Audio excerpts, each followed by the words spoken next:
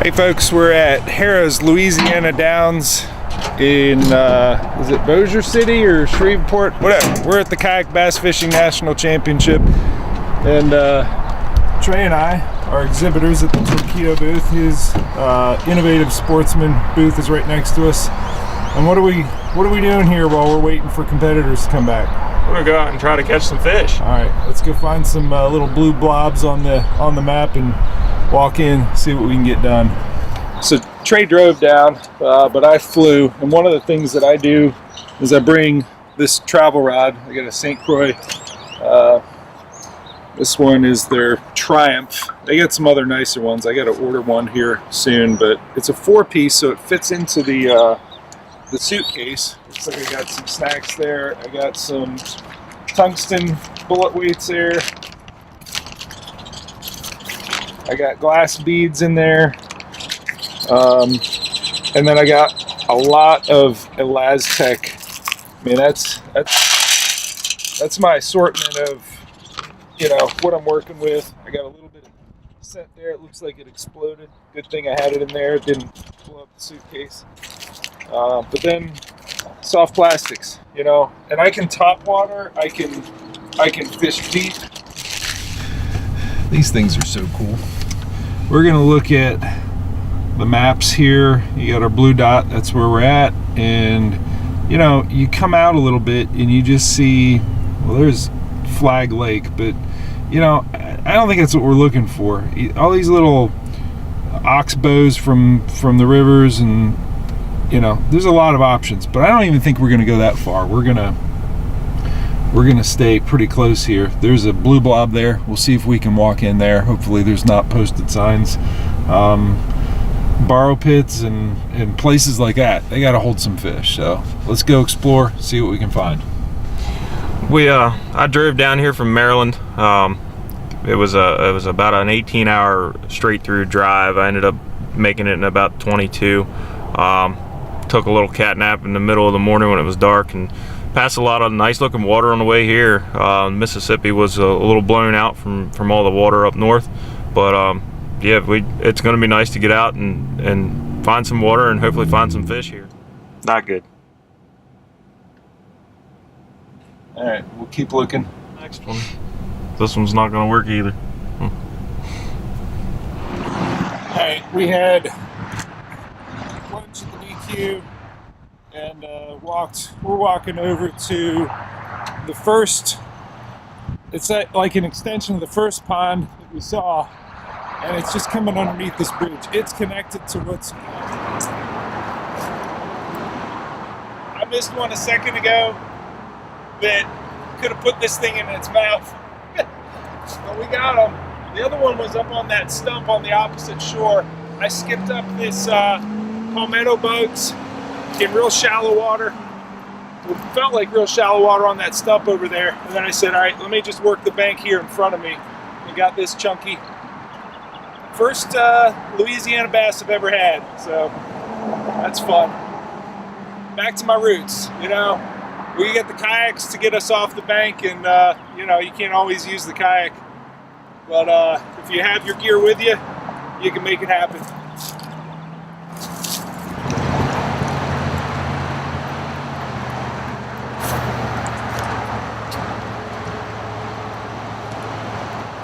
That was horrible. I am not getting that back. I will probably catch a fish, hung over all that stuff, and I don't know, have a 6-pounder dangling there.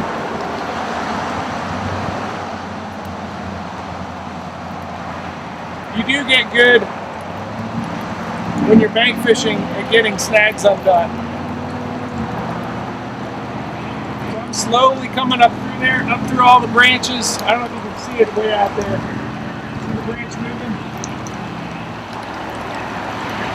So the trick is to do the 6 inches and pop. So you get it up to the branch, you touch it, you lower your rod tip back down 6 inches, and then you pop it over. I got most of them out of there.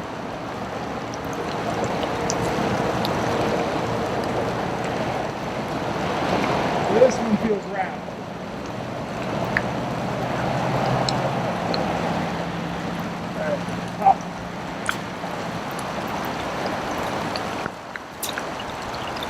always easier when you can get closer with your kayak. 6 inches and pop always works.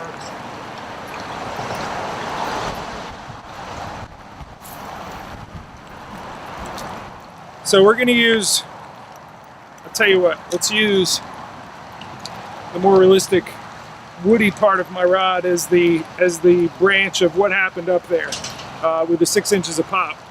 You slowly feel it come up there, and when you feel resistance, you don't dig in and start yanking. You know why? Because if you look in there, that's right where the hook point wants to start digging in there. What you do is you get to this, right up to where you feel resistance.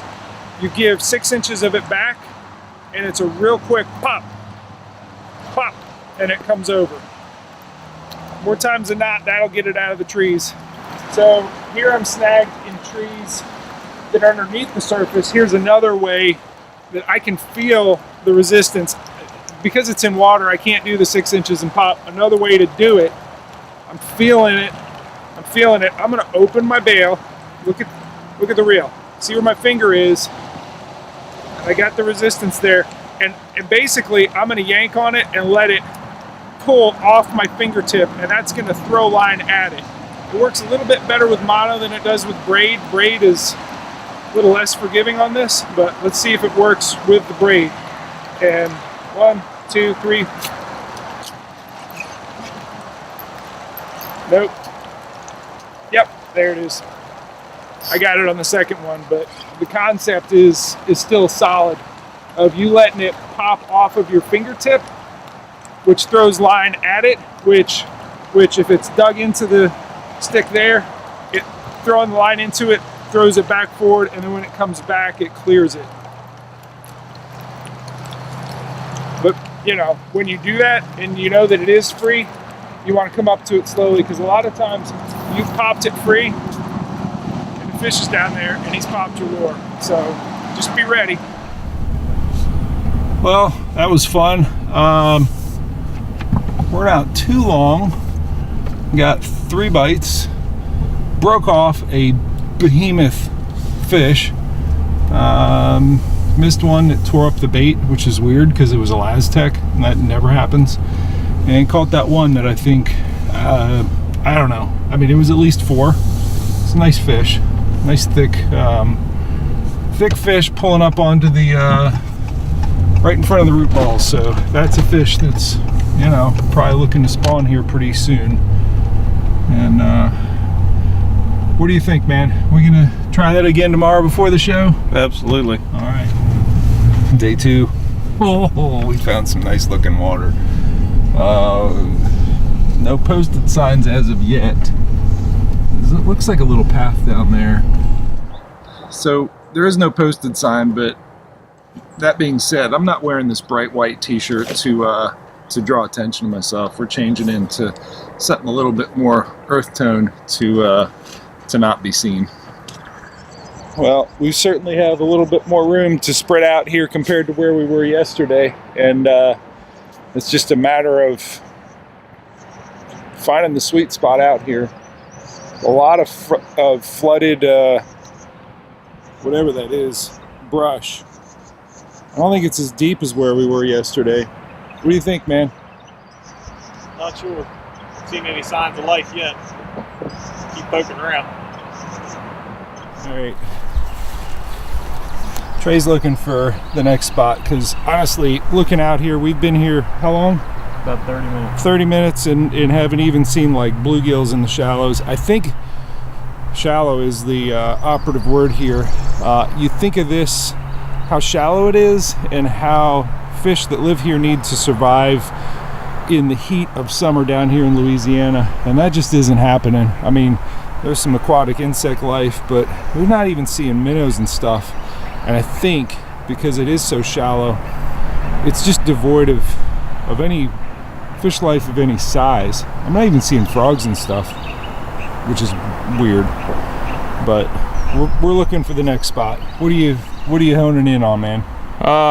We got a couple other spots not far from here. Just trying to figure out what's around them, so when we get there, we can kind of determine now whether or not we'll be able to access it or not. All right. Well, let's go find a third spot and hopefully it's as productive as the first one we hit yesterday, and if not, you want to head back there? Absolutely. Yeah. Cool. It's something that Trey kind of stumbled on to and knows what from looking for places to hunt. Yeah, I've got a hunting app that allows me to go on it, and if I find a body of water, I can actually click that parcel and it'll ask me if I want. It gives you 10 free parcel clicks for finding the owner of the property. We can find out if it's public or private. What's the name of the app? Hunt Stand is the name of the app. Okay. And then this one's 256 acres, and it says owner CONJ LLC, so you know it's owned by a company. And then you get some that are private land, some are public. It's just a nice app for finding out who owns it, and even if you wanted to go contact someone about hunting it, you could actually find it that way, find the owner. Nice. So that's what we're looking at. And no posted sign.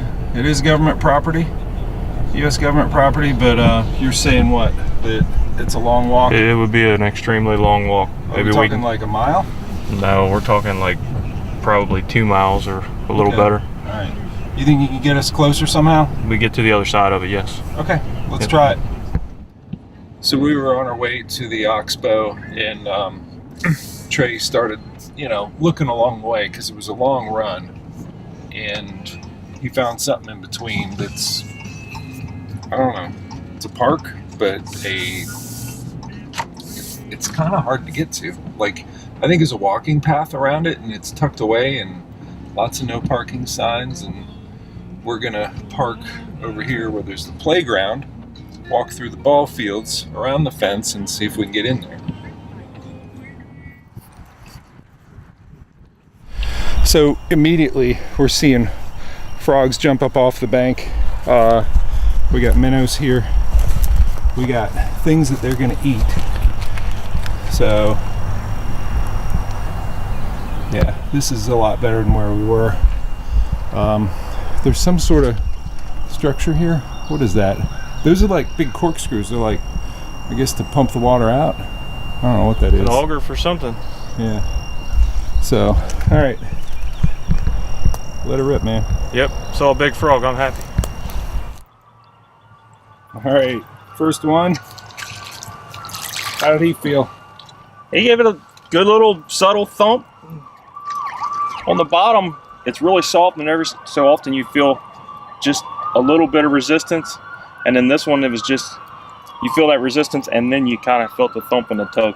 Nice. So you got him on the palmetto bugs? Yep. This is my first Louisiana fish. Cool. There we go. Little guy. But this place looks promising, like there'd be some bigger ones in it. Definitely some decent sized frogs.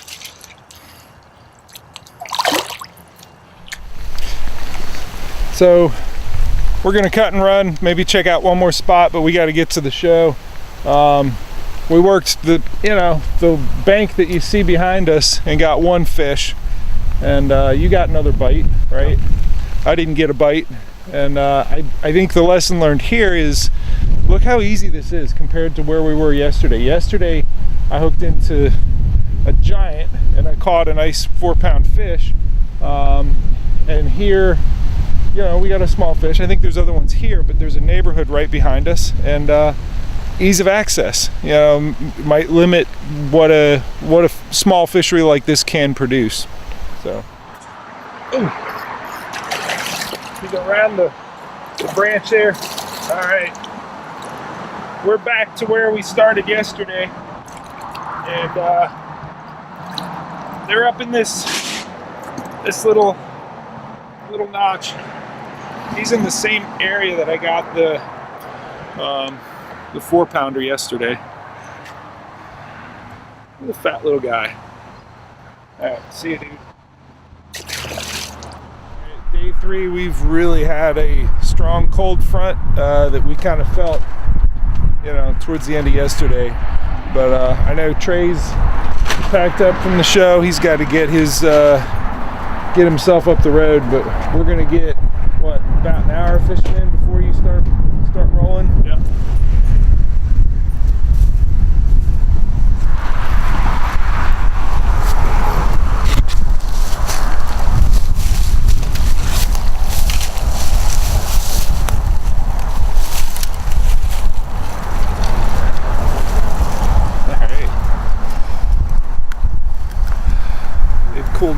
they're still biting.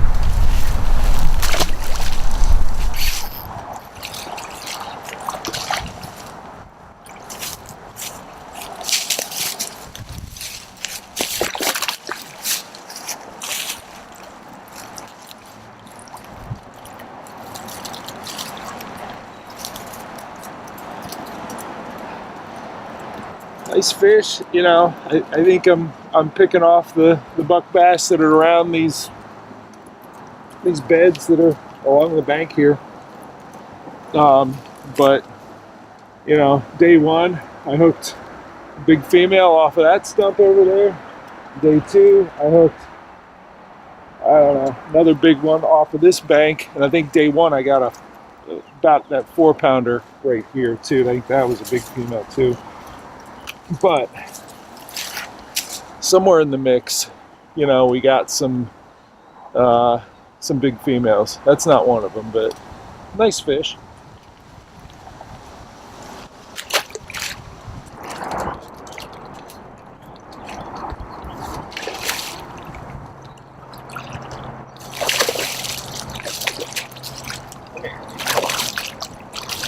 Oh shit!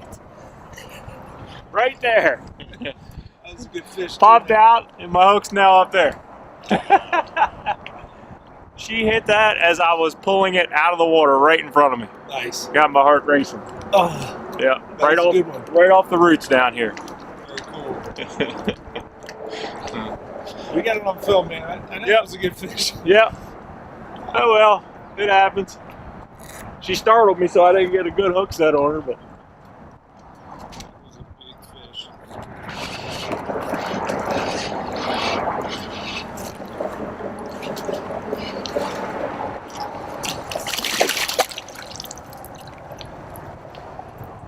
All right, that There one we go. was right off of that root ball over there, and I just popped it off of having bluegill on this root ball, mess with it and remove the tentacles, and I got frustrated and just winged it over there, hit the actual root ball, dropped right in, felt it pop it right away. So they're on the bank, you know, on wood, and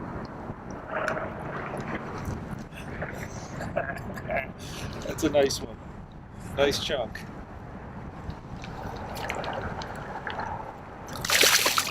Alright, you go home. That was fun. Second fish in the same spot.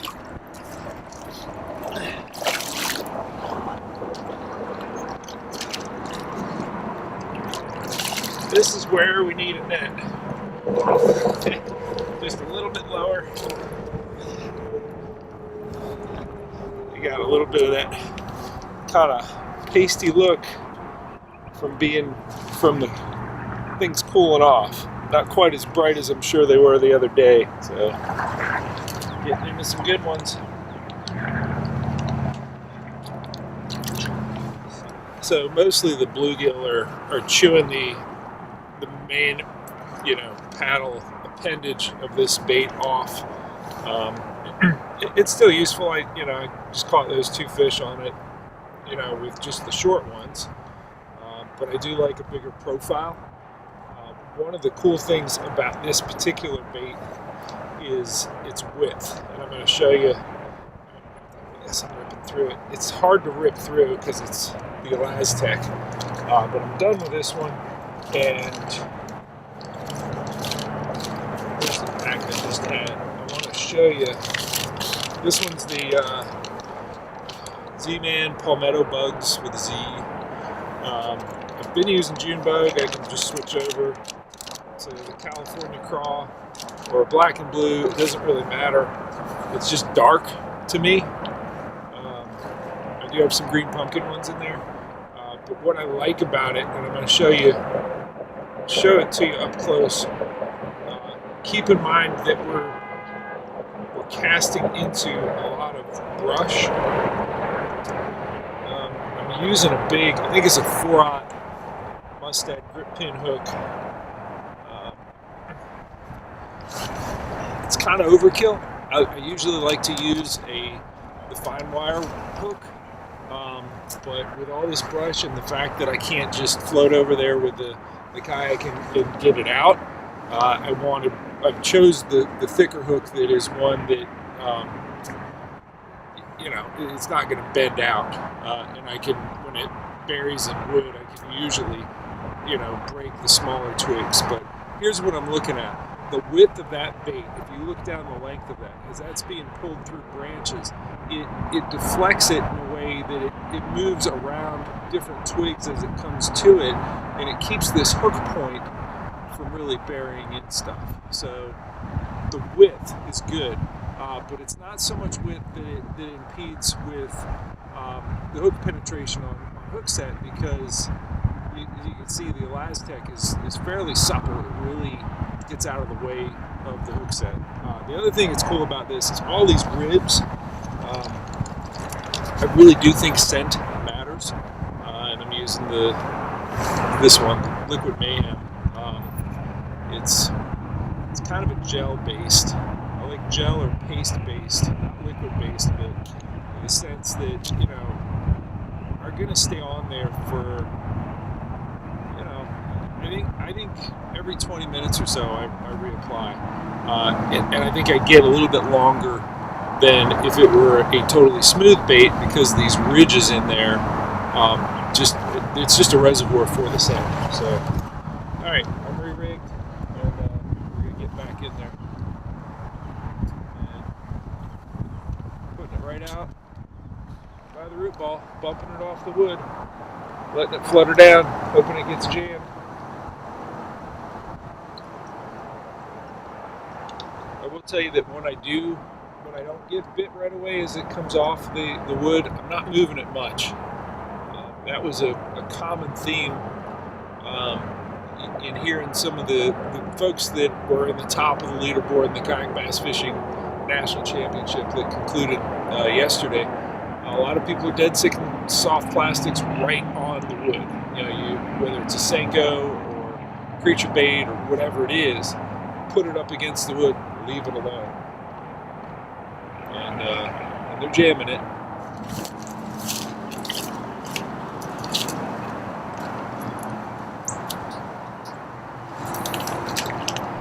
All right, that wraps it up for Trey. I'm gonna keep fishing, and he's gonna get up the road. So yeah, got a long ride ahead of me. But yeah, it's been a fun 3 days. Yep. Appreciate you doing it with me. Yep. And I'll see you back in Maryland. Yep. See you next week. Okay, still biting. This one was off of the little tree out there. Had to get creative with the casting because all the brush cast beyond it. Kind of thread it down through there and bring it right next to the stump, and we'll go ahead and get this one back in here in a second. But still biting.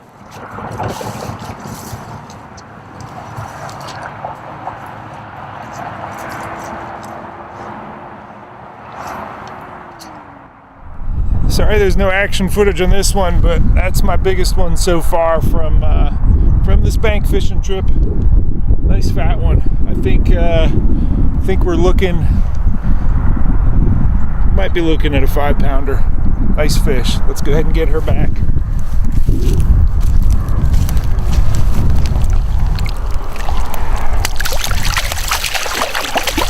No, wrong way. Turn around. Go home. There she goes.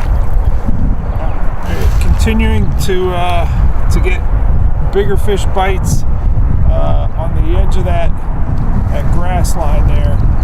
Just casting parallel to shore, dragging along. That last big one came from there, and this one was there too. Didn't have them hooked real good. I'm lucky I got them through that little patch of grass there. So. Bite is picking up as the afternoon rolls on.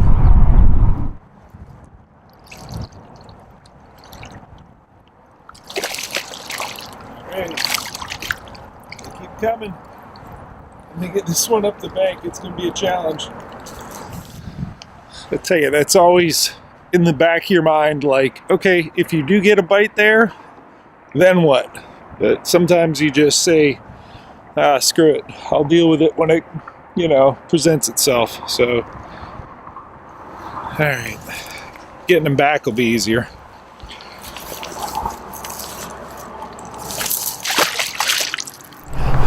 Again, no action sequence. Sorry, I'll have to invest in one of the action hats. But another nice, big, thick largemouth. This one jumped up. I actually was bringing it in. She swirled on it, so that means they're getting a little more active as the day wears on.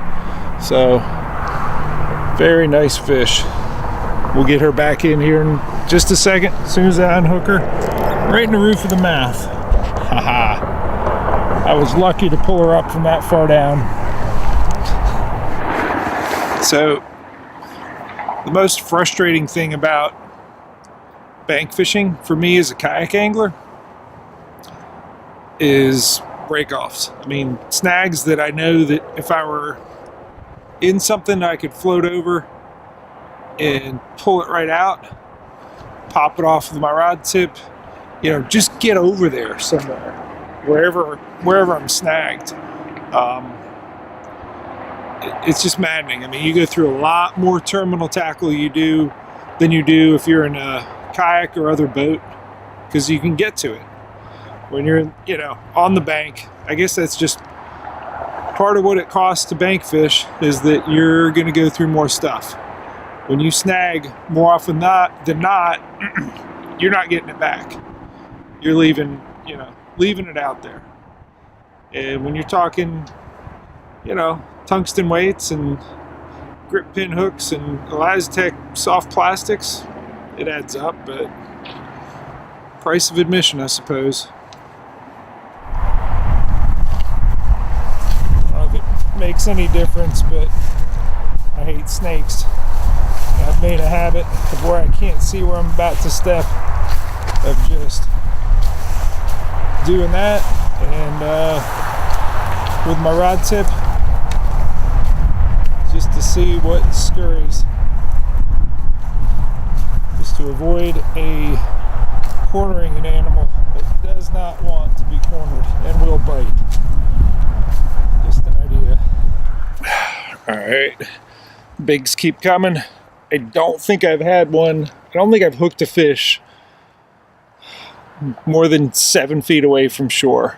It's all been on fairly steep banks, and very close to that steep bank, and especially where there's wood. Sometimes where there's some of this brushy type stuff, that fish was right in the middle of this clump.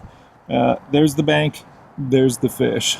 So cool. I'm gonna get her back. Let's go ahead and pop this hook.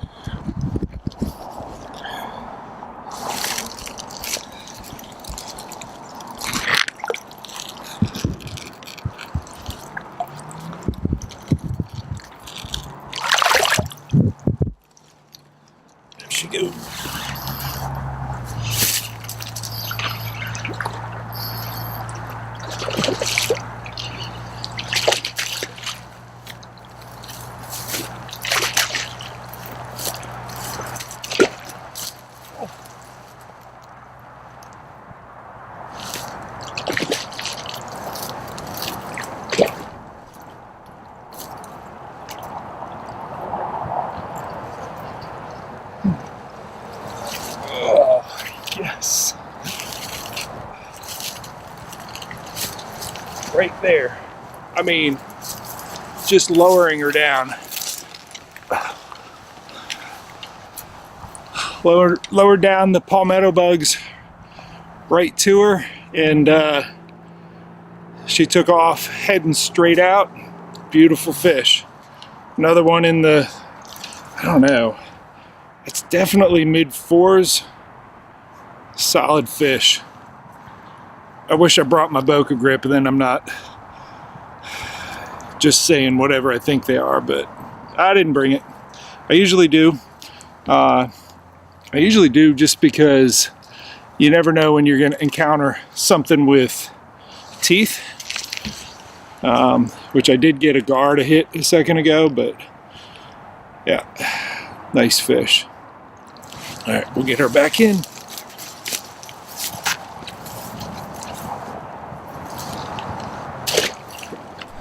Okay, I think I'm gonna call it a day. Had a really nice third day out here, catching a lot of 4.5, 5. I think I had one that was probably mid-5. A lot of fun. So what we've learned is you got to bring your stuff, you got to bring your gear, whether you're flying or driving. You got to have the tackle in order to get out there. 2, you got to research, do a little bit of looking around on Google Maps. And I think my takeaway from this in terms of location, if you find one that's working right off, don't leave it. We went out on day 2 looking for other stuff, and we came back to this place, which is the first place that we tried. I think we wasted our time a little bit, but also that you need some amount of depth in the water to really hold them year-round this far south. And 3, I don't know. I could keep going. I don't need to number them, but I think what I've learned is I want to bring a net as part of my my bank fishing gear, which is easy. The Yak Attack leverage net folds up. That'll fit my suitcase, just like my 4-piece rod and my, pretty limited but useful, everything I need satchel of baits here. So it's been a good trip. See ya.